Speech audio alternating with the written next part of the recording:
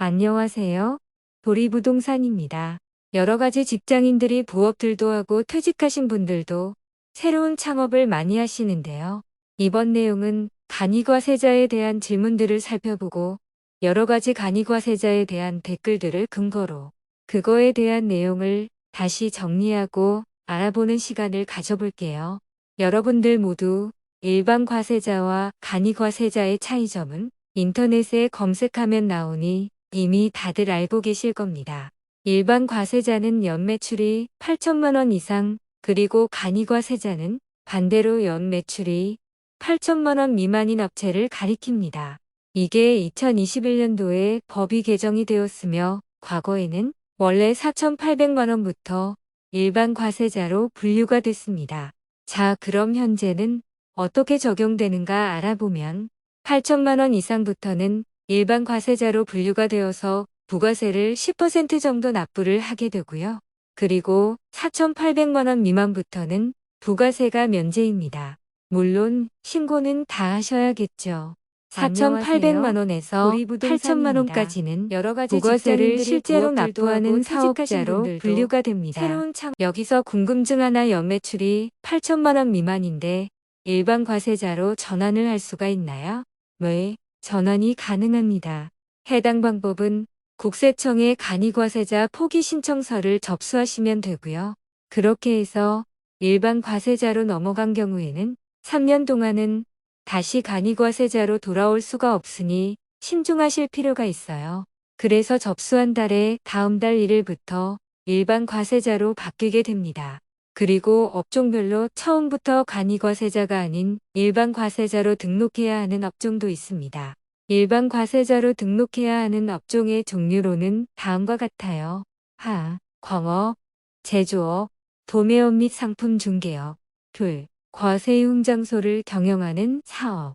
셋, 부동산 매매업, 부동산 임대업. 다만 일부는 간이과세가 허용됩니다. 넷, 변호사, 변리사, 법무사, 세무사 등의 전문직 사업자. 다섯, 건설업. 다만 일부는 간이과세가 허용됩니다.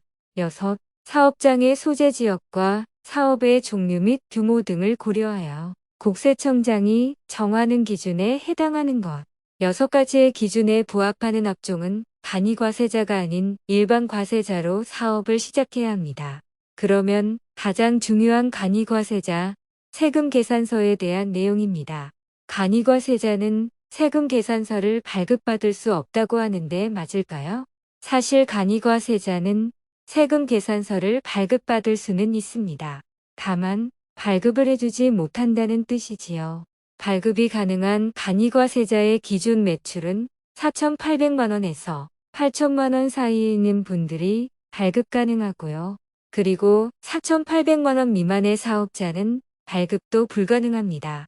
그래서 실제로 내년부터는 발급 의무가 생기기 때문에 4,800만 원 이상 8천만 원 미만의 매출액을 가지신 간이과세자분들은 계산서 발급 의무가 적용됩니다. 그렇다면 많이 궁금한 내용인 간이과세자인데 세금 계산서를 꼭 받아야 하나요? 결론은 매출액의 기준에 따라서 달라질 수 있다입니다. 왜냐하면 4,800만 원 미만부터는 부가세 납부가 아예 면제이기 때문에 오히려 세금 계산서를 발급받을 때 저희가 10%를 상대방에 지급하게 됩니다. 사실 10% 많이 아까워요. 무조건적으로 세금 계산서 챙길 의미가 없습니다.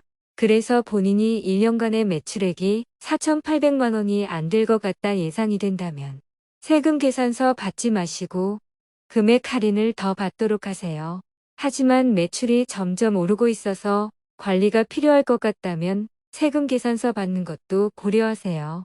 일반 과세자의 경우에는 세금 계산서를 발급받으면 그 금액에 대한 매입 공제가 전액 가능합니다. 혹시 여러 사업장을 보유하고 계신 개인 사업자분들은 이 사업의 총 매출을 합해서 일반 과세자가 되느냐, 간이과세자가 되느냐가 정해집니다. 간이과세자의 장점과 단점에 대해서 알아볼게요. 가장 큰 장점은 세율이 유리하게 적용되어서 세금을 1.5%에서 3%까지 내기 때문에 금액적으로 유리합니다. 이와 반대로 일반 과세자는 10%의 세금을 내게 되고요. 예를 들어 스마트 스토어 사업을 하는데 매출이 1만 1천 원짜리 상품을 팔았을 때 부가세는 얼마일까? 일반 과세 사업자는 10%인 1천 원을 부가세 납부. 반면 간이과세 사업자는 1.5%인 165원만 부가세를 납부하기 때문에 금액적으로 차이가 많아요. 그리고 매출이 4,800만 원 미만이면 부가세를 아예 면제되는 장점이 있겠죠. 대신에 단점도 존재합니다. 내가 매출보다 매입 금액이 높을 경우에는 나라에서 매입세액 환급해 줍니다. 하지만 간이과세자는 매입세액을 환급받지 못합니다. 여기까지 간이과세자에 대해서 간단하면서 중요한 내용만 알아보았는데요. 도움이 되셨으면 구독과 좋아요 부탁드립니다. 다음 영상에서 만나 뵙도록 하겠습니다.